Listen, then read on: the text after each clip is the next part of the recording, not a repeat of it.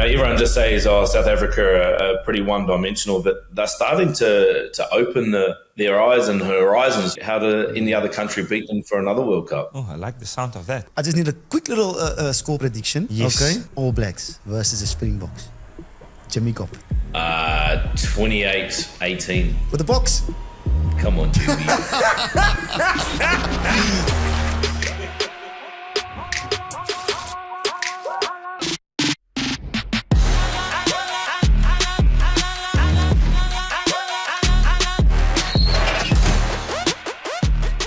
Kia ora, hello, welcome to your #1 rugby podcast. It's episode 113 in the building, and Ari Xavier said, this is my house, and Behind the Ruck is our house, okay? Hi guys, I'm your former Springbok Juan de Jong, and next to me... Guys, Paige over here, another exciting week. We are ready to go, okay? Yes, we yes. have gotten over the loss of the Springboks. Did we? We're excited for the next one. Your #1 rugby podcast is back, okay? Get ready, sit back, put on your seatbelt. Come on. Jiggle that thing, eh? Are you over it? I'm not over it yet. Okay. I move on quickly. Is it? Okay, Yes. you were already in Wellington. You see, when In you were Western short, Cape. when you were short in high school, Over. yes, and you had to approach girls, and they said no, you had to get over it very quickly. So I got accustomed to getting over stuff, random. Yeah, but before we get cracking, guys, so Behind the Ruck is supported by SuperSport Bet, guys, okay? I don't want to ask you every week, get your skin in the game, okay? Go to the website, sign up, and make your pick, because you've got the pick. And then our official hydration partner, okay? Come on. Switch. We got to switch it up, okay? They're in the building, and we're tasting a thing or two, and they're giving us the energy. Not like we need it, but they're giving us the energy, yeah. So, guys, sit back and relax. It's going to be a lekker episode, eh? Very exciting episode. And while they're sitting back, Ruckers, what are we expecting on episode 113 on your #1 Raga podcast? Okay, we got a New Zealand-born flyer, a guy that's represented the Auckland Blues, that's represented the Hurricanes, that played his rugby for Leinster, the team that just won the URC, but he played for them back in 2015. Also represented Wasps, London Wasps, historical club in England. Went on to play for Provence in France. At currently 42, I don't know how he's doing it. He has still played professional rugby this year, a few months ago, at the tender age of 42. Wow. We pick his brain. We make sure before the upcoming test that we get someone on that is from the other side, the long white cloud, New Zealand. Sit back and let's see if you enjoy him as much as we're going to do. The guest today on the show is none other than Jimmy Gopperth. Copy. After him, you don't go anywhere. You make sure you keep your screens on. We're going to talk about the fixtures. Boland is in the Currie Cup semi-finals. We're going to see what they get up to. And then we've got a bit of masala spice for your butter chicken to make it saucy and creamy. Behind the Stumps. You guys forgot about it. You forgot. Behind the Stumps is back. Switching it. Our official hydration partner, Switch, is one of the sponsors to the SA20 cricket tournament. There was a massive auction that happened. Yes. We're quickly going to talk about the ching-ching. How much they went for, how much they got, who got what did do, who was best dressed. Guys, so stay tuned for this whole episode. Please make sure you ask your family, friends, not to bother you, because this is your time with your #1 rugby podcast. Guys, let's go. There's a fitness session that, eh? Ek is moeg, ja. I get so excited. Yeah, we want to get into it, okay? A guy that's seen it all. A guy that's done it all. Yes. A guy that's kicked it all. Kamasi Kora. Let's get to him. Come on, Bokke. Up next, Jimmy Gopperth. Ruckers, very exciting. Let's welcome our guest to episode 113. And it's a very long CV, okay, guys? I need you guys to be patient. Represented the Wellington Lions, the Auckland Blues, the Hurricanes. Also played numerous amounts of years for London Wasps, Leicester Tigers, Leinster, and Provence in England. He's a flyer. He's done it over 400 professional games. Guys, let's put our hands together for Jimmy Gopperth. Hey, in the building. Woo! Thanks for having me, Ruckers. It's good to be on the show. No, You're doing awesome work, boys. No, I'm super excited to see the boy. Is that 400, 500? 500. Put respect on his name. I apologize. And he's still doing it at 42, eh? I don't know what is in the water there in Wellington. It's him and Nonu, same thing. 42 clubs still playing the game. Impressive. Yeah, I think we're a bit crazy. I don't know what's happened. Yeah, you got to explain to us what's happening as well, yeah. So what's happening now at the moment? Because are we sitting on the fence? We're a little bit, are we still in? Are we still out? What's going on? Are we still playing? At the moment, I'm sitting at home doing nothing. Okay. The body and the mind say yes. But unfortunately, the contract says no. Okay. So, no, but that's great. I mean, he did say he's got a lot to give in his last interview as well. And I mean, like I know Jimmy, he's not sitting at home. Okay. He likes to play golf. He likes to surf. He likes to keep busy. He's got a little Wezzy running around as well. How's the family doing? Are you settling in now? Or are you missing training? Or are you still training? What's going on? I'm still kicking around doing some training, keeping fit. Coaching a local Kenilworth rugby team with our good mate Matt Price. So that's Tuesday, Thursday nights. I'm running around with them, trying to make me play every week, but I'm not going that too low too quick. But yeah, just trying to stay fit. There's been a few opportunities to keep playing and different things, but at the moment in my career, in my life, the opportunities just weren't worth taking. Being away from my family for so long. So I've been away for the last 2 years in France. So we'll see what happens. But at the moment, that fence is crumbling a little. Yeah. Jimmy, am I hearing you correctly? Okay, currently sitting 42 years old. If the right phone call comes, you will accept and then you'll play again. Is that spot on? Yeah. Beautiful. And it must be close to home because wifey wants you at home. Yeah, I think when I first got back, wifey was like, "No, you go back to France because I've got used to my life without you." And then now she's like, "No, you're not taking I don't want you to go." So I don't know. We'll see.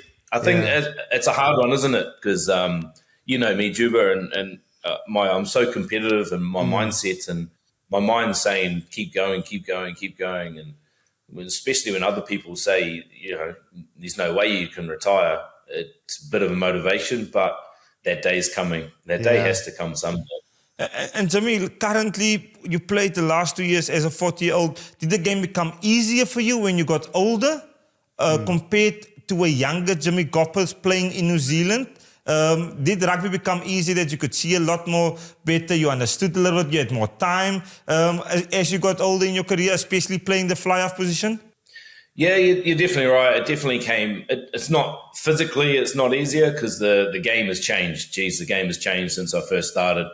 But funnily enough, I got moved out to centre a lot more. So I was playing 12 loads. So, physical.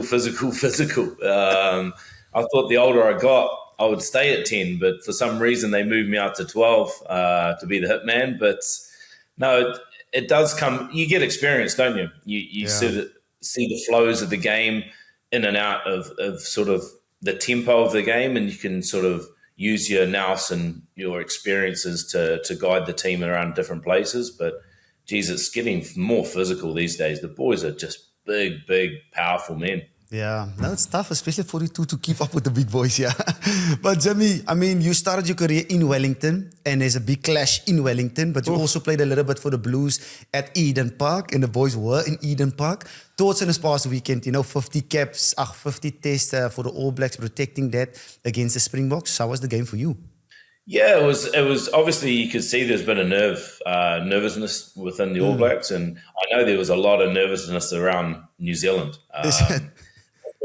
This could be the time it could go because we know what the Bokke are like. The double world champions, they're unbelievable. They're playing.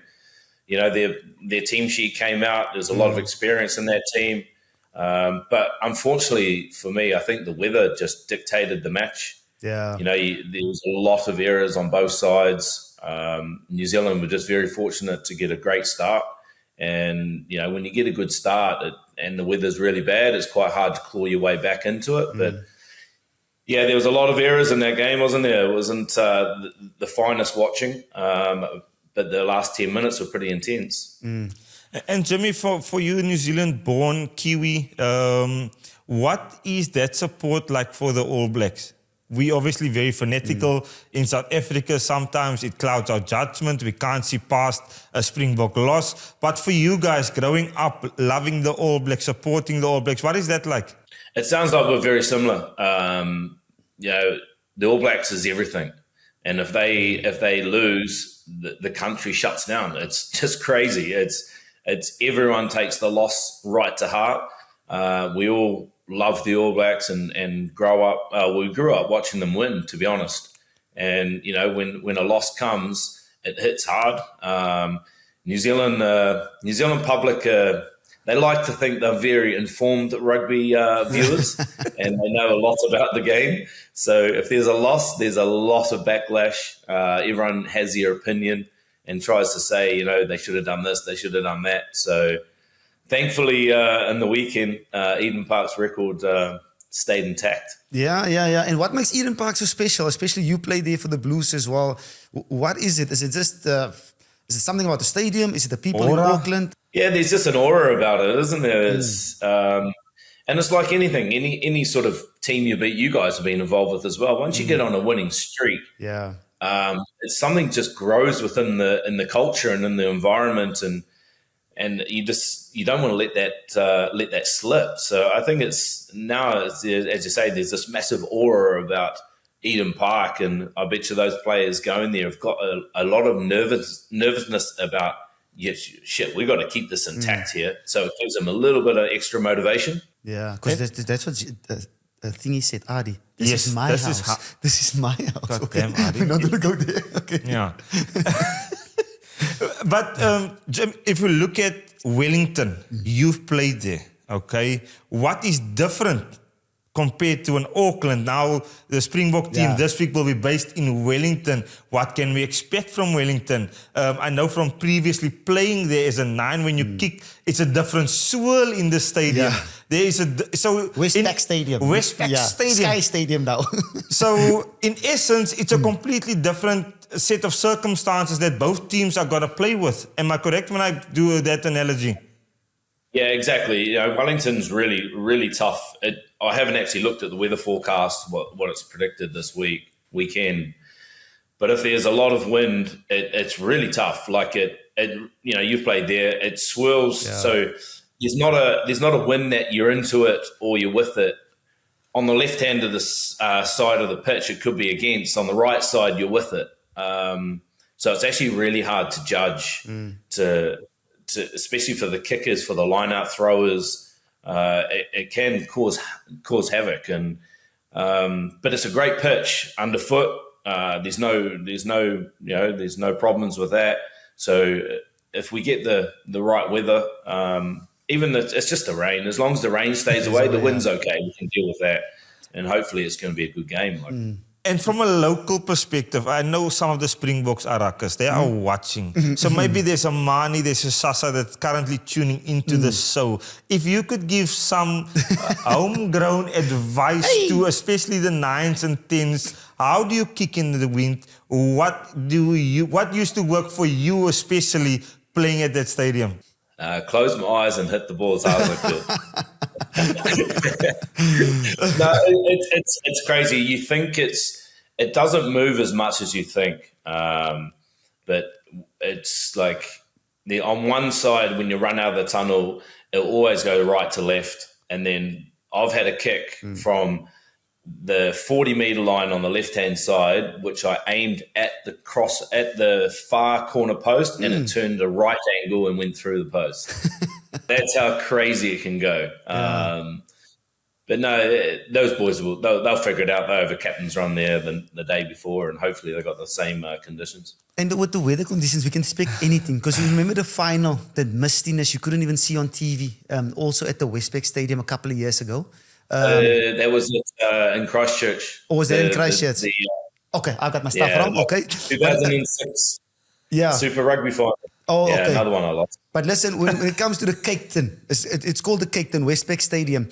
With the crowd and the people from New Zealand coming out and supporting their boys, is it is it easier for the home team because of the stand that's so away from the field and stuff like that? Is it even more daunting in the stadium? What's the feel like on the field when you as a player and you're getting those crowd behind you, or are they too far? Yeah, look, obviously the stands are back a bit. I know it's sold out, but I don't know if they got the temporary ones in, because sometimes they bring the temporary ones in down the front, so it brings it a little bit closer. But it's loud. Like, it is really loud. And for sometimes with kickers and stuff like that, it's quite hard to judge when you've got so much room from the touchline to the crowd to judge that. But they won't really notice it as in the crowd too far away, because it's loud in there. The noise definitely swirls around like the wind, and I know it'll be a pretty hostile environment on the weekend. Wellington. Look, boys, I can't help myself, but again this week, extremely excited. Yeah. Okay, we, the Springboks, obviously our team is out. Ooh, early days. We've gone for a completely different setup. It's a lot more X-factor. There's a lot more ballers in our team. Tony Ball. A little bit of Tony Brown ball that we hopefully get to see as South Africans. But you, Jimmy, looking at South African team, what are your thoughts? Who are you looking most forward to see play, and what do you think might happen in this game? Yeah, you did right with the excitement of some of these young players coming through, and what Tony Brown's brought into them is a lot more. They're moving the ball. When they get the opportunities, you can see even the tight five starting to do little passes, because that's Tony Brown. Like, he'll want to move that point of contact, and everyone just says, "Oh, South Africa are pretty one-dimensional," but they're starting to open their eyes and horizons for their game. And if they start playing with that confidence and moving the point of contact along with their physicality, their set piece, which we all know, kick chase, what the Bokke are renowned for, then geez, they're going to be, how do any other country beat them for another World Cup? Oh, I like the sound of that. Yeah. Another World Cup. Another one. Everyone's searching for it, yeah. But Jimmy, but also, if you look at the All Blacks as well, are they matching us with the physicality? We saw it this past weekend, with the weather conditions, what was so a little bit of wet as well. But they kind of, matched us a little bit in the mauls, in the scrums, with the physicality. Do you agree with that? Or is New Zealand still a bit behind? No, I think you're right, Juba, but I don't think about the scrums. Jeez, you guys are we're learning now, eh? But I think we've seen the All Blacks step up the physicality in their game throughout the last few years, and I think if you want to be the best in the world, you have to match and sort of take your physicality to another level. Whereas some of those players are definitely showing that in the way they play, and that's another dimension to New Zealand. Not just wide looking for the space. They're actually fronting up and taking the shortest route to the try line, which is straight through the middle sometimes. So they are sort of matching that with the Springboks last weekend, and even sort of overpowered them in certain areas. And Jimmy, looking at past New Zealand teams, when you took Super Rugby, it was all about face play, ball in hand, keeping the ball alive, playing with width. I can't help myself but noticing the current group of All Blacks, it's a more kicking dominant type of play, where in the past we would have seen a lot of quick throws, a lot of playing maybe in their own half a little bit more, where is currently, is that just pressure? Is that the way forward for New Zealand rugby? And what would you guys like as New Zealanders to see these All Blacks, what type of rugby they should be playing? Oh, look, I think we all just want to see exciting rugby, don't we? Like, that's just, as a viewer, as a player, you want to play in that. But the defences these days are so good. Like, the defence is changing the mindset of attack because the defence is so good. It takes longer to break them down. And if you start playing too much in your own half and that defence get on top of you, it can turn, and you've got great kickers in the teams can just pop 3 points or go to the corner, and you're in sort of under pressure straight away. So also, I think what's changed a little bit is this new rule with no escorts, no blockers on the high ball. I think that's turned the kicking game into a real attacking weapon. If you've got great guys in the air, it's a full one-on-one, isn't it? So how many of those did the teams get back or create chaos on the other side. So I think they're using that to their advantage. But of course, we all want to see ball in hand, but the weather dictates like it did last weekend. If you can see the first 2 minutes as well with Narawa's try, you don't see that from New Zealand. They come at you that first 5 to 20 minutes and all of a sudden you see, hey, cross kick. So it's a bit different in how they think about the game. But also New Zealand rugby for you, Jimmy. Is it under up? How's New Zealand rugby looking? Obviously, you lost your 3 rugby academies, Tonga, Fiji, and Samoa. Okay. And you don't get the Laumapis and Tuatuvakis anymore. What is the growth like for New Zealand rugby on All Black rugby at the moment? Yeah, well, I think you look at, I was talking to my dad the other day, and he watches obviously a lot of the NPC back at home, and he said it's really exciting. I haven't seen too much of it, but he said these young kids coming through, and it's just a conveyor belt, isn't it? The schoolboy rugby, same in South Africa, is very strong. So that conveyor belt of talent's always going to come through because of the desire to wear the black jersey. So I think that's always going. It's always going to change in times with certain players. You know, we had obviously the great All Black teams of the last few years, and the likes of Ma'a and Dan Carter. But there's always new guys, isn't there? There's always new guys coming through. And at the moment, they're sitting, number 1 in the world. So fair enough. Fair enough. He chucked it in there. Damn it. Bokke, is the last thing I want to talk about kicking partner. My only reason is I don't know when I'm going to have this level of intellectual property again. He's throwing darts. From a fly-off. But I feel like when we talk about contestable kicking, it always tends to move to the scrum-off. And what I believe the All Blacks in past years has done really well is they used to kick contestable kicks in the wider channels, either from Nonu or from the 15 coming in the line when the winger comes up. Then they put you in behind, make you turn, you kick the ball back to them, and then they're in their counter-attacking shape. Where at the moment, obviously, Finley Christie played for me an excellent game this past weekend. And it's the fourth option. Yes. But all the kicking happened from 9 and not per se where it is a run pass, then kick option. I don't know how you feel about that. 2015 World Cup, All Blacks versus South Africa semi-final, Twickenham. Ma'a Nonu played one of the best games that I saw, not because of his X-factor and his physical running ability, but the way he turned South Africa through, just putting the ball on the foot and finding these little pockets of space in behind the Springboks. Do you feel like sometimes we get lost, Jimmy, with the kicking understanding, the way we analyze contestable kicking? Is there a different way of kicking as well? Of course, there's always different ways. It's about manipulation, isn't it? Manipulating the opposition into a sense of you're doing something and pulling a trigger on a different option. And I think especially as you say with the All Blacks, they used to use it a lot more. And especially you would think now, even with Geordie Barrett at 12, he's a great kicker. Where you can shift that point of contact and that pressure point into a different area to attack from. And especially with the new laws now, you can put those wingers, the fullbacks, under a lot of pressure and turn them. And then what you want is them to kick you back and you got chaos. And that's when the All Blacks really fire, is that chaos turnover ball. And so hopefully maybe they're just setting you up for the next week. Jimmy, you spoke about Geordie Barrett, okay?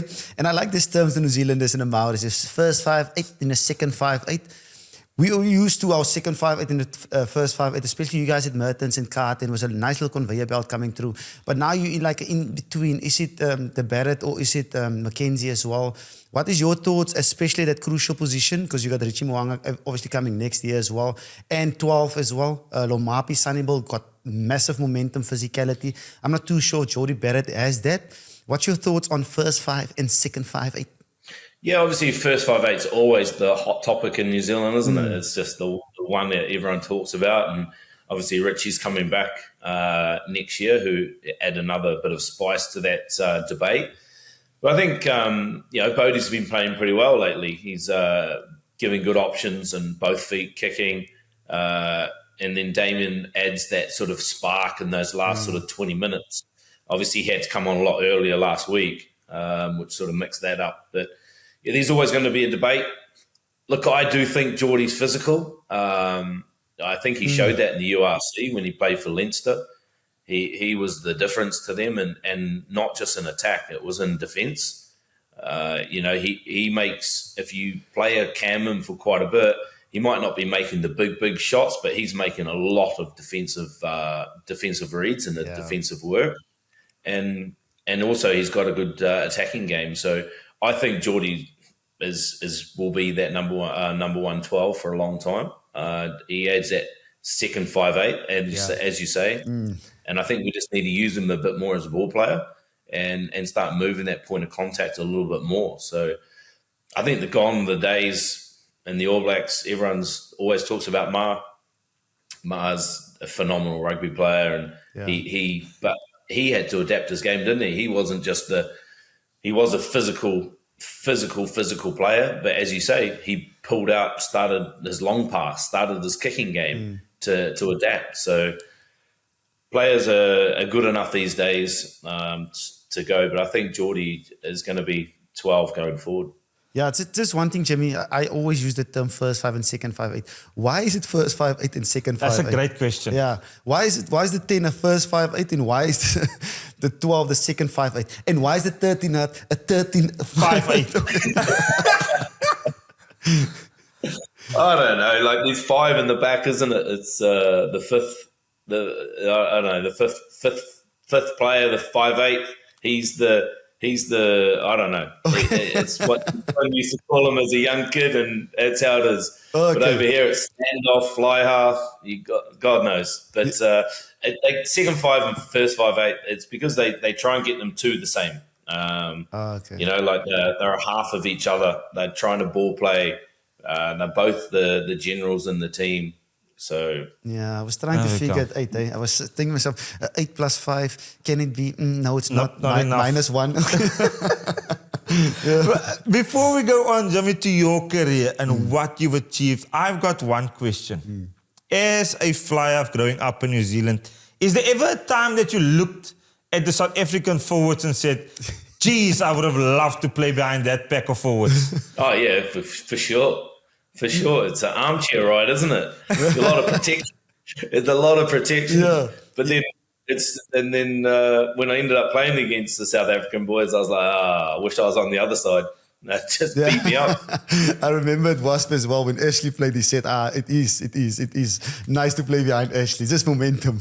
Yeah. No, they're a good force. But boys, Jimmy, this show is not just about talking about test match rugby and talking about the predictions. And we also shine a light on the people we got on the show. And for me, it's very important. We always, obviously, a lot of the guests are predominantly South African. And I am so intrigued to learn more about how do you grow up in New Zealand? What is the childhood like? What is the environment like to become a player that plays for more than 20 years of professional rugby? 2 decades. 2 decades. And the knees not pain, the hammies don't pain. Yeah, I think it's I was very fortunate where I grew up on a farm right by a beach.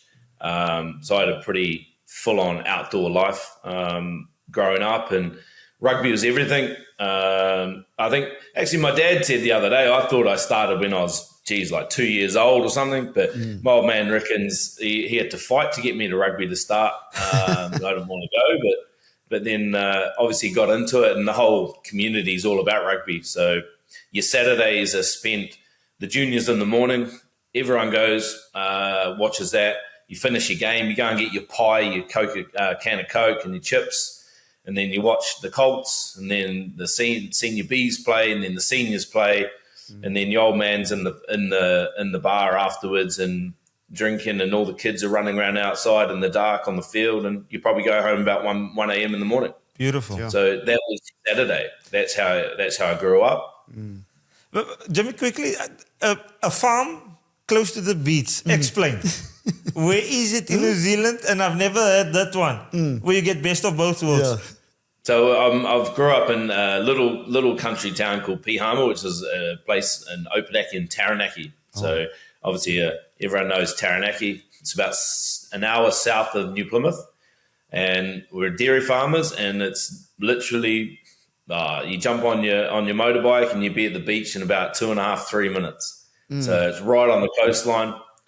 So we grew up surfing, fishing, diving, just go milk the cows, go for a surf, catch a fish, come back, eat it for lunch. Like, it was pretty pretty good lifestyle. Yeah, and in South Africa, if you're a farmer, you play rugby, but you go back to the farm Yes. and do your thing.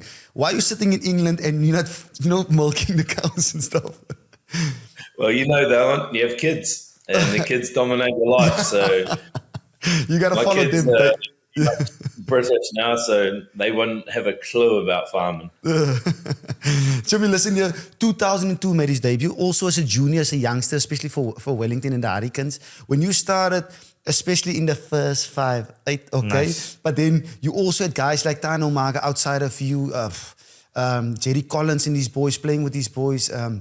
What was it like for you, being a youngster, going into that setup, playing with these big boys in New Zealand? There's actually All Blacks everywhere around you. Did you play with the Jonah as well at some stage? Yeah, so it was quite a surreal moment. I was in my last year of school, and we were watching the Sevens or listening to the Sevens, and that was when Jonah was playing, Cully was playing, like all those big boys were playing in the Sevens. And then the next year I went down to Wellington in the academy, and got to go in and sort of train with them. And I walked in the change room, and there's Jonah sitting there, and Christian Cullen and Tana Umaga and Jerry and all these guys, and I'm just like, holy shit. Like, I was just listening and watching these fellas play, and now I'm sitting in the room with them, Sure. which was pretty surreal. But it was a great learning curve for me just to watch those guys play, and how they trained and how they carried themselves. And it was 2003 when I fully was in that setup the whole time. And, Tana came up to me pretty much straight away and said, look, you're our 10, you're the 10, you got to talk, you treat us like any other player. If you speak up, we'll listen and we'll do what you say. Sure. And that was some of the best advice I ever got. And from then, Jimmy, I don't shut up on the field. I like that. Sure. And the first time that you were on the training field with Jonah Lomo, Sure. is there any instance where you had to tackle him? Or did he run through you? What happened? Or did you grab the same bip as his or what? I would have been running away from him. So no, it was surreal, man. It was really cool to be involved back then, and just unfortunately that was when it wasn't far into that season when he got all his real bad health stuff went down. So he ended up taking a step back away from it. But then he ended up a few years later, actually when I was playing for ended up going to North Harbour. No, it was actually Wellington. He played for North Harbour. There's a picture. There's a 5-metre scrum, and he's on the blind wing, and he goes and stands at first receiver right in front of me. And I'm like, oh, shit. Yeah, Here we go. I was just so thankful he had lost a bit of his pace because, geez, I threw my body at him, but there's a photo, I think it's about 4 of us just trying to tackle him. He was an amazing human being. And your childhood hero, because I mean, you spoke about now, that was a very dominant era of All Black rugby. Yeah. So you guys growing up, the rugby in that space, watching the Jonas, Christian Cullen, Stano Mangas, who did you love watching? Yeah, obviously, when you grow up, you sort of get up and watch all the All Blacks back in the day. So obviously, Zinzan Brook was always awesome to watch. And then as a kicker, obviously you watch Grant Fox. When I was a youngster, and then all these guys when Mertens and Carlos and all these guys start coming, and then I end up playing against half of those guys, so that was pretty cool as well. So just showing my age now, but I reckon Zinzan Brooks' drop goal still from a number 8 was pretty special. No, 100%. Yeah. And you're idolizing these players, and you're a junior All Black as well, but you played a little bit in Wellington and also in Auckland with the Blues as well. Was there any goals to become the All Black before you left, and why did you leave to go overseas and looking for a next chapter or challenge? Yeah, of course I wanted to be an All Black. I think especially after 2005 when it was my first big season for the Hurricanes, and I thought I played pretty well right throughout that season. Got an All Black trial on the back of it. Yeah. Just unfortunately didn't make the squad. But I looked at then they still had Mertens, they had Carter, they had Nick Evans. There's a lot of good players around that sort of time. And look, I was a young kid. I was still pretty raw.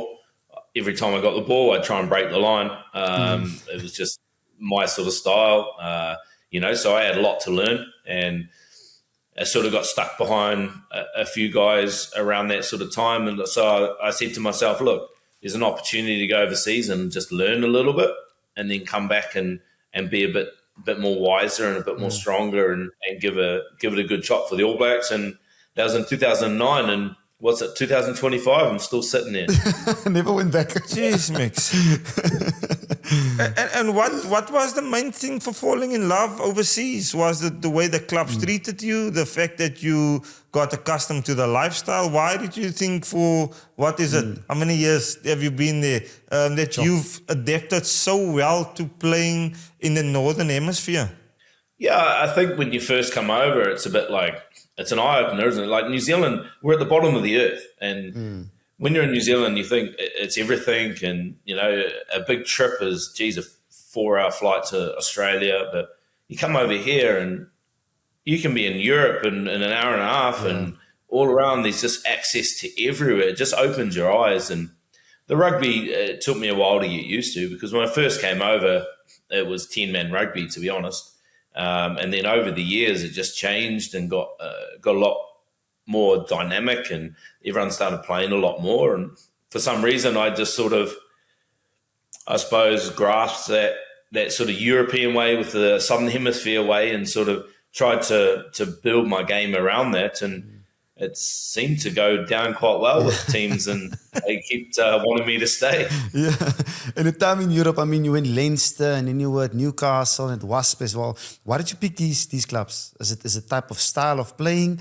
Is it because you wanted to play with the seniors of boys, or is it because of the Euros, or what? Yeah. So my first contract opportunity came down to Perpignan in South France, or Newcastle. So everyone was like, well, what the hell did you go to Newcastle for? So I was talking to Dan Carter. He'd just been at Perpignan on that stage, and he said he loved it. It was unbelievable. Yeah. Oh, yeah. But my wife, we just had my daughter, Bailey. She was 9 months. So we had friends in Newcastle, Carl Heyman, Tane Tuipulotu, and, she's really good friends with Tane Tuipulotu's wife. So we thought, English-speaking, it's a good opportunity around people we know for our first time overseas. And, we loved it. Oh, Newcastle, what a spot. Like, the people are unbelievable. Couldn't understand them, the accents. The accents, yeah. And it's super, super cold as well. I was just about to say, it's freezing. Yeah, When I went surfing, all you could see is this in my face, because everything else was covered in rubber wetsuit, because it was pretty cold. But we ended up having a good 4 years there. The rugby got progressively better. It wasn't the best to start, but the lifestyle, the people made it so special. And from a personality point of view, Jimmy, have you always been quite easy with adapting, meeting new people, new players, sharing your knowledge, being open to learning? Because when you move clubs around, it is difficult challenges, because you don't get accustomed to one certain way of doing. You constantly have to change yourself as well. Yeah, look, I think my character is very adaptable. I'm pretty easygoing. I I've got a lot of patience with people. I get along with a lot of people, but I respect the way they think and the way they deal with things, and try and use that as sort of energy for me to adapt my game around that person, to help them get the best out of themselves, as well as get the best out of me. When playing with Juba, that he'll stand on the edge, giving her this one on the, oh no, stop. But no, we had some great times together. But yeah, I think my personality is like that. I'm very adaptable, and as I say, I'm just pretty laid back, to be honest. But he spoke about patience with people. Okay. He was my golf partner, and he had a lot of patience with me. But we got it at the end, eh? Struggled a bit now, but we got it at the end. What was it like on the course, Jimmy? Because at the moment, terrible off the tee box, brilliant around the greens. What was your assumption with playing golf with this guy next to me? Hey, my buddy, you wouldn't, after the tee, you wouldn't see him because he would be so far right or left. But all of a sudden, you're on the green and you hear this right by the flag. And there's our Juba. Yeah. He's the miracle man from the depths of the forest. Jimmy always finds his ball. I don't know how. I don't know where he's coming from, but he always finds that little white ball. I can recover, man. Huh? I've got good eyes. He is the recovery specialist. Jump quickly, let's talk about golf to rugby. Let's talk about the kicking, okay? The tee off, which is very important. Your approach, I mean, you were incredible when it comes to your kicking.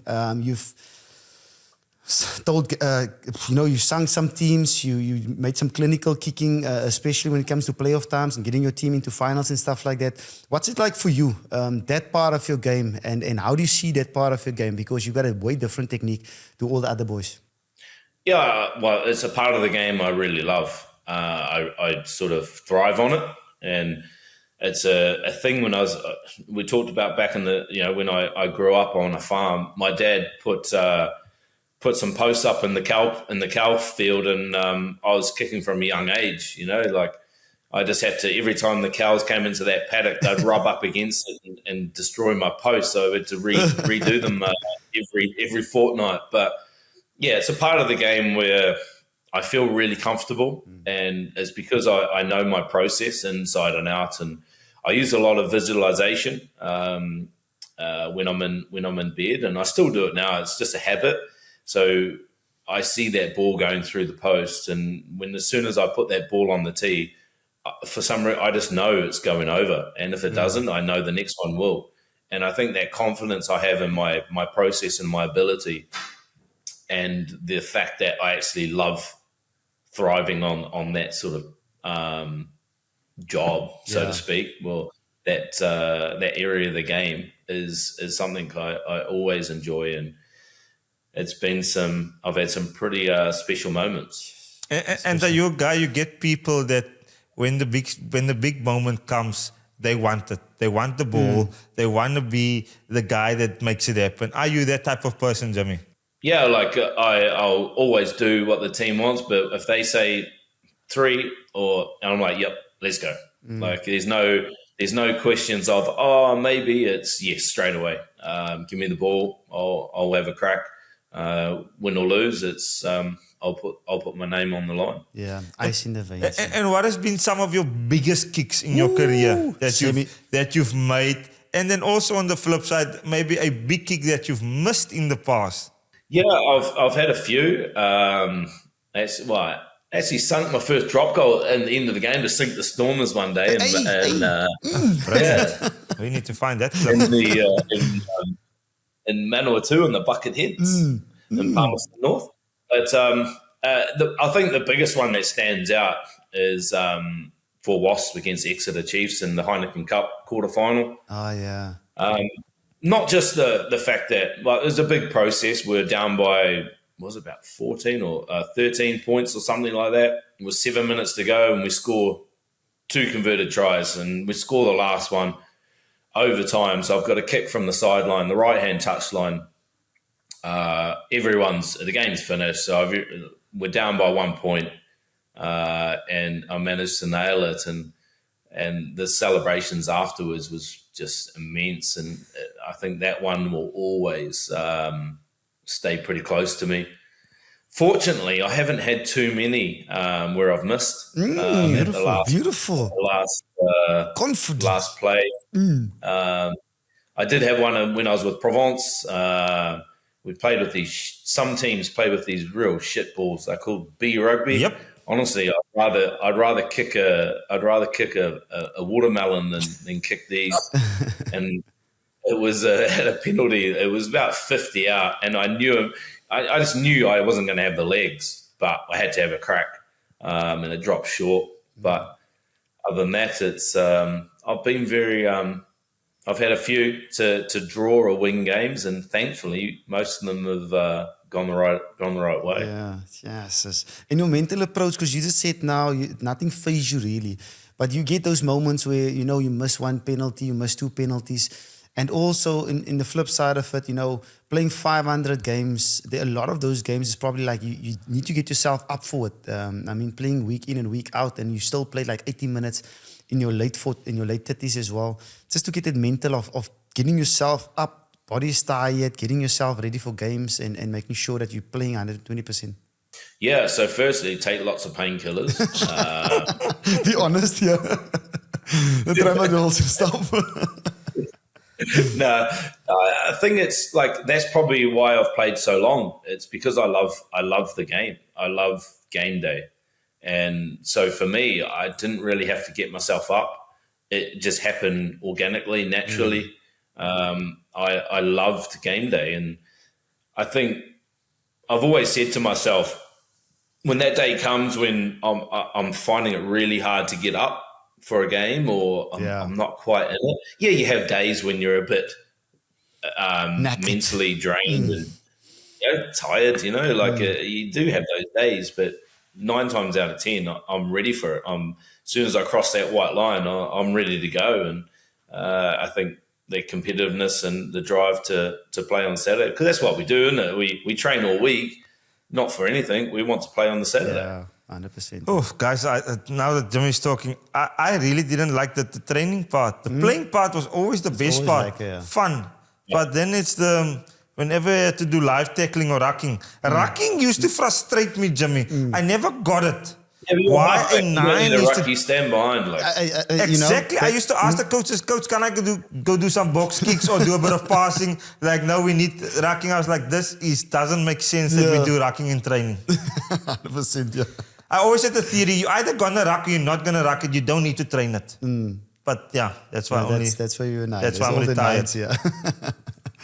Yeah. I want to know, Jimmy, you played 500 games. Is there anything that rugby taught you that you have now transitioned to your kids? Life lessons, maybe a certain amount of discipline that you are empowering your kids to because rugby is giving you that, open your eyes to that thing. Yeah, that's a good question. I think I touched a little bit on it before. Is a big one is patience. Be patient with people and in life, because everyone these days just wants stuff like now. They just think.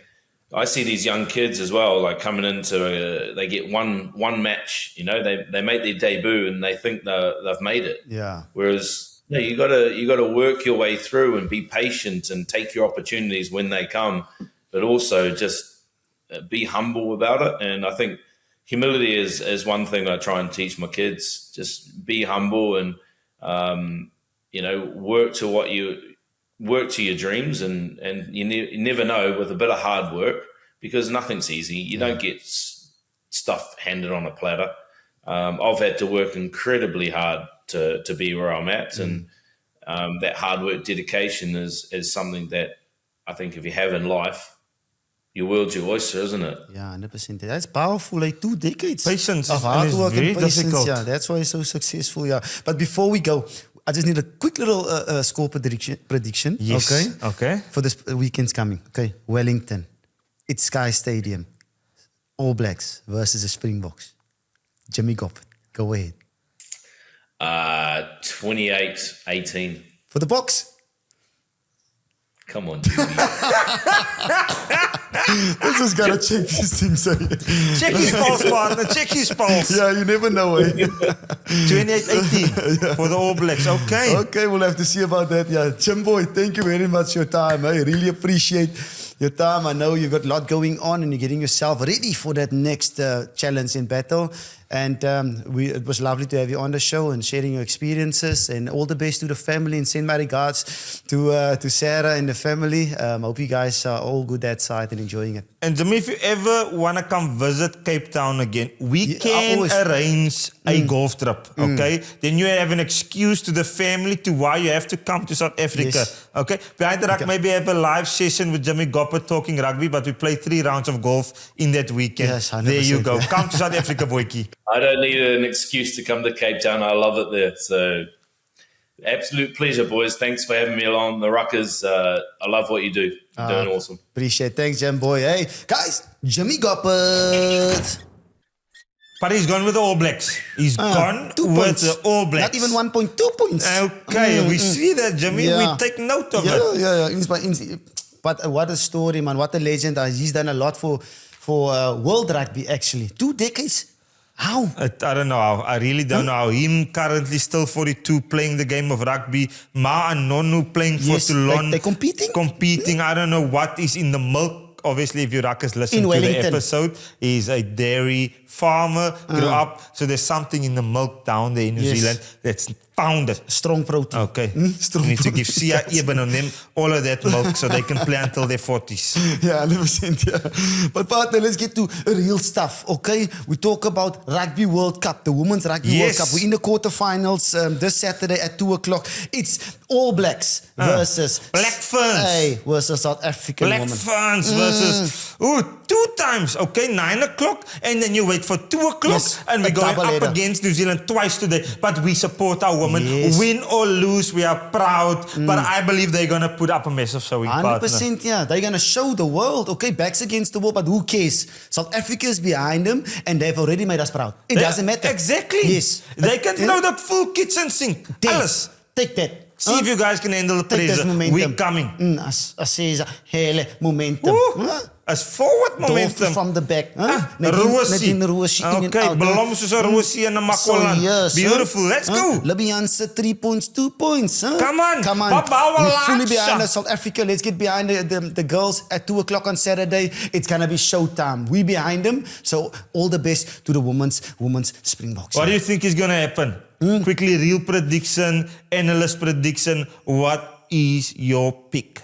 Like the Rugby World Cup final. 1 point. For who? 1 point is enough. For our girls. For the women's. Nice. Yes, Springbok women's 1 point. It's enough. It's enough. And you, 10 points. Let's be aggressive. Buddy, no. I think they've done extremely well. They've done amazing. But I maybe this is a little too far for the women. No. My heart wants them to win. I love the women. I love what they've done. I love their progression. But for me, partner in crime as a show, analyst and analyzing stuff is sometimes Australia important. has done it at Ellis Park. History. Yes. Argentina has done it against New Zealand. History. Okay. 2 o'clock on Saturday. History. Okay, then I'm going to go 1+1 for the Springbok woman. I'm going to go by 2 points. 1+1, 2 points. For the Come on, Bok woman. My partner has got me over the line. Come on. Let's go. And while we're on the doubleheader, let's get straight to it. 9 o'clock on Saturday. It's the All Blacks versus the Springboks in Wellington Sky Stadium, the Cape Town, 9:05. We also have Australia versus Argentina at 6 o'clock, Sydney Allianz Park. But we're going straight to the doubleheader. I'm aggressive now. Aggressive? Partner, my opinion, I'm going to make it to the Ruckers. Drop your comments below in the comment section, especially if you watch this episode before the game. What is your score prediction? And if you're right, I'm sending you a case of sweets. Hey. Yes. No. If your score prediction is right, I'm sending you a case of sweets, but it has to be before the game and it has to be in the comment section below. Only if you're right, not the closest guy wins. Yes. If you spot on, a case of sweets from the short guy. Let's go. Sweets has approved. It wasn't discussed by two sweets, damn it. But we'll get there. But let's talk about the game. I mean, changes. Rassie Ball, Tony Ball, the boys are back. Manile Bok, Shasha Fama Kangama Zulu. Damian Willems at 12. Damian Willems, a very happy partner. And I know we are very short-term when it comes to our memory. The guy has won 2 World Cups. I've always said this. He's a generational talent. And not because he hasn't played in a while. It's going to change my view on him. Yeah. I like him at 12, partner. I really like him. He's got the step, he's got the kick, he's got the pass. He's got everything. He's got the passing. He's a total athlete. I think it's difficult to defend him because of his feet. Yep. He's got one of the best side steps in the world. And I'm still a big fan of Damian Willems. And nothing that has happened over the past, his injury, lack of game time, is going to change my mind. I like Damian Willems at 12. I like him and Kane and Moody next to each other. The future is bright. So I'm excited to see them. And then the guy with the magic hands, his hands belongs in the museum next to the diamond from Kimberley. Manile Bok that comes on. He's a fluency. He's like water running out of a tap. There's something about it that you can't describe. Manile Bok hands is something special. His ability to kick cross kicks. Everything about this team gets me excited. I'm fully behind our Springboks. Give them something that they've never seen before. Yes. Keep them guessing, like Behind the Ruck. Masala. Huh? Masala for your curry spice. Come on. Stout Boys is back as well at number 8. Jasper Wiese, Ooh. he's back. And now, looking at last weekend, looking at this weekend, we have to trust Rassie. He's got a plan. We speak about the concerns of 2028, but I say, whoa, gee die kittens. I love it. Huh? Gee die experience. But another Give thing. him 30 caps. Jasper is like this, the roundabouts in Welkom. Het jy al in Welkom gespeel? Daar's 'n klomp circles, Yes, okay? Every time you think he's done carrying the ball, here come Jasper weer. Weer. Again, Jasper Physicality. Wiese. That's what we're going to see Saturday. He's well rested. Yes. He's hungry. He knows he was naughty. And like a child that was naughty, they want to put in the best behavior. Jasper Wiese, Wilco Low again coming off the bench. I'm excited. Malcolm Marx is going to be back to his best. 100%, People were asking why is they choosing Musi Malcolm Marx, one of the best hookers in the world, will give us a performance that we know we can. 100% in the Yeah, captain. I'm pumped. I'm exhausted. I'm everything now. Now we're fully behind Come on, my the Bokke. guys. Obviously, we've slipped the spot, but we're going to get it back. Okay? We will. We're going to show them, yes, we know Adi, Eden Park was your house. Wellington is actually your house. But this week in the box is going to make it our house. Wellington in Western Cape. Not that Wellington. No, how did Van Diesel say, this is Brazil? This is Brazil. I don't know why I put that in there, but that is what I want the box to do when we get onto the field. 2 weeks late because the women's played Brazil in the first game. Okay. Partner, while we're on that as well, quickly, score prediction. We got to get there. What do you think? Look, it's all depending on the weather, partner. Looking at the team that Coach Rassie selected, Dr. Rassie selected, it looks to me like they're going to be brave. So I believe we will score tries. I'm going to go 25-20 to the Springboks. Turn the 7 around. Yes. So 5 points. Quick mitts. Yes, sir. You had me worrying about my own prediction there. 25-20 for the Springboks in Wellington. We've had success there in the past. And this team is very exciting. Yeah. A lot of good youngsters. And it's still the Springbok team playing a test match against the All Blacks. The boys will bring their best. 100%, yeah. And I think there's a lot of guys that hasn't got a lot of opportunities. There's a couple against Ethan Hooker on the wing. I mean, it's his eerste doop. So you get your first cap and then you get your cap when you play New Zealand in New Zealand. So I think the boys are going to be hungry. It's going to be a close game as well. Like the woman game, 1 point. men's game, 1 point. Damn it. And 1 point is enough. I mean, we need this victory to get to second spot. We need a good world ranking, especially for the draw that's coming as well, the end of the year. So yeah, lot to look out for, Rakkers. So, okay, we do it the same, back to back. At breakfast, did you do the breakfast, Braaitjie? Yes, I was at the Heart FM Don't last lie to the weekend. people. Did you do it? I was there at the Heart FM in Cape Town. We had a brilliant man cave experience watching the Springboks together. This weekend, I'll be in my house on my couch before I have to go work after that test match. Get behind them as well. Come on. Dream Team at number 8. Okay, partner, let's get there as well. We got Bob Skinstad, PSP's Gary Teichman, Joe van Niekerk, and Dwayne Vermeulen. It's heating up. We're finishing up the forwards at the moment. You want to go first? I'll go first. Look, the two things, it's for me probably between Pierre Spies and Dwayne Vermeulen. Pierre I played with him. He was my captain at the Bulls. He was simply outstanding as an athlete. He was crucial in the Super Rugby. The Bulls won, but it has to go to Dwayne. 2 World Cups. The figure that he played, especially in this last 8 years of Springbok rugby. Yeah. He's a phenomenal human being, a brilliant rugby player, and my pick goes to Dwayne Vermeulen. 100%, yeah, and I'm in the same boat just because Thor has done so much for World Rugby. I mean, he's got the Rugby World Cup as well. And at that number, he almost played. When John Luke was kind of injured and Sia was almost not ready, he almost played. So what he's done for South African rugby, Springbok rugby, I mean, at the Cheetahs, at the Stormers as well, his leadership, his coaching ability in getting the boys up front with the physical stuff is unbelievable. So my vote goes to the one and only Dwayne Vermeulen. So go get your votes at SuperSport/Dream Team, the one and only. Okay, we've done ours. The one and only Gatos. But Rakkers, then this week was particularly crazy. Because we're in this world of rugby and it is in the middle of a Springboks All Blacks test match. But the cricket world has decided that they're going to chuck in something completely different. Something that got us excited as well. The SA20 cricket tournament that kicks off on Boxing Day this year at Newlands Cricket Stadium in Cape Town has launched their auction where the players go up and they can bid. Every team has got opportunity to raise their little bet for the player. And the price tags was simply insane. Ooh, the budget was insane. Hey? Buddy? I mean, it's You only can get, it's 41 million every team. There's 6 teams, 41 million each. You can get 19 players from that. But the way we were spending the money, hey, Tell us. What? it's a little bit rough from a scoff. But yeah, history was made obviously with a couple of signings as well. I mean, it was a lekker auction to look at. 5 hours, 6 hours trying to make the right decisions, especially for this tournament, and I can't wait. This summer is going to be next level. But it was crazy. You had the Pretoria Capitals, they were dressed the best. Best dressed team at the auction. Pretoria Capitals.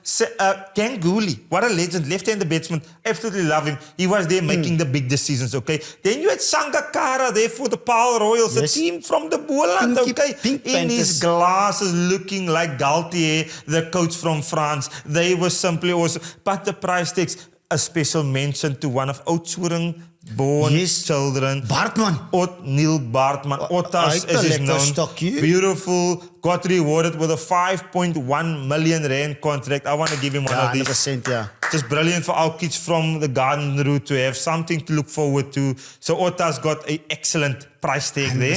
He's not going to worry again about Ulis. Yeah. Okay? Hy stap maklik in. Okay. Get yourself some strawberries, some watermelon. Jy's uitgesort by Ulis. And it was a good couple of signings. I mean, they started well. It was the first record set by Aiden Markram. Aiden Markram first. Yeah, so that was the debate. Back forward. Let's have a look at that quickly. Okay. Just have a quick chat. You say no. You say no. Therefore, Aiden Markram at 14 million rand to the Durban Supergiants this time is really sold at 14 million. And partner, that was a fight, eh? Huh? They wanted him bad. Sunrisers wanted him, but 14 million too much. Huh? Wow, 14 million rand for just a tournament maybe of 8 weeks. That is... Is Rudy Pace one season done? Retired? Look, I wanted to phone maybe Graham Smith and ask Graham, is there any mascot that the team needs? I'll put my hand up for the auction. I don't know what the starting bid will be, but 14 million rand, partner. A record set straight there and there. I mean, and that record was only for 12 minutes. 12 minutes was the next record. Brewers from Cape Town. Just see. Look at this battle. 16.5. That's it. You're out, but thank you. Spirited bidding, 16,500,000 now. The bid is with the Pretoria Capitals. That's 16,500,000. I'm going to sell the player. All done. At 16,500,000. Deerfield Brevis is sold at 16,500,000. Oof. Another record. He's sitting at home. Every time they made a bid, it's just more. Do you think he sits there on the iPad every time the bid goes up? Oh, I need this. Oh, I need a new set of golf clubs. Yes. Oh, I need to go to Mauritius maybe. 16,500,000 rand for Dewald Brevis. Yeah. It sets up the SA20 to a next level on the 26th of December, partner. Look, the money, I don't know if you can compare that to Rugby Ruckers, and that is why this auction has got me so astounded. I'm out of my mind thinking, when I watched the auction Ruckers, I didn't know, should I laugh? Should I celebrate? And then eventually I got to a point, should I cry maybe? Because of what these boys has gotten and how massive this tournament is. Last year we said 100%. It's the biggest party in our festive season. Is the SA20 tournament. And Switch, Behind the Ruck's hydration partner, is also one of the sponsors to the SA20. The energy drink partner of the SA20, yeah. No, it's fantastic. I'm looking forward to this one. And I mean, the players are probably sitting at home. Yes, the money is coming in, but I think it's more for them. It's more about, teams picking the talent and the person and the player more before the money, because it's about the aura of the player that makes a difference. And I mean, there's 23-year-old guys also that you need to pick as well, and they will get a lot of experience from the Pollocks and the Dale Steins or whoever floats around there, and Graham Smith, that's the commissioner as well. It's a good learning curve for them, and it's going to be a lekker tournament. No, look, there was some big names at the auction. Look, they looked amazing. The owner of the Sunrisers Eastern Cape. I hope my wifey don't mind this, but simply beautiful. Look, she brought some je ne sais quoi to the whole stage, and it was amazing. The guy with the sold to the Sunrisers Eastern Cape. Yeah, Richard Matley. Beautiful. But yeah, she was aggressive, né? No, it's owner. They know what they want. They got what they want, and they were extremely happy. But auction is done. Okay. Yes. Devil Brevis is 16,500,000 richer. Otnil Bartman is 5,100,000 richer. Lazard Williams from Vredenburg went for over 2 million rand. Beautiful. And then we got the guy, Kwena Mapaka. Kwena Mapaka also going to DSG for over 2 million. Only 19 years old. He got over 2 million rand. So they threw around the money at the auction. Okay? Like I throw around complaints at my house. It was beautiful to see. Beautiful to see. So Devil Brevis, okay, Behind the Ruck needs a sponsor. Asseblief.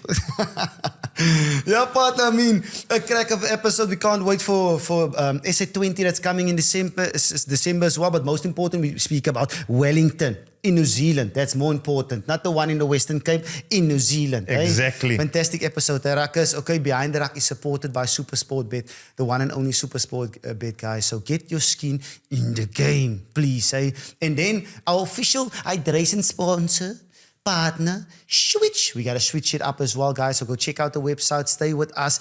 SA20 is coming as well. There will be a lot going on, okay? So check it out. And we're going to get cracking. And remember, Ruckers, I made a silly thing. I'm giving away a tray of Switch, okay, for the guy with the closest Springbok All Black prediction. But it has to be correct. Not the closest. It has to be absolutely spot on. And you have to watch it before the game. I don't want to see anything after the game once you watch the game. Yeah. All right. We'll see you guys next week. See you next week, guys. I'm Juan de Jong. I'm Rudy Pate. And the Ruck is clear. Bye-bye.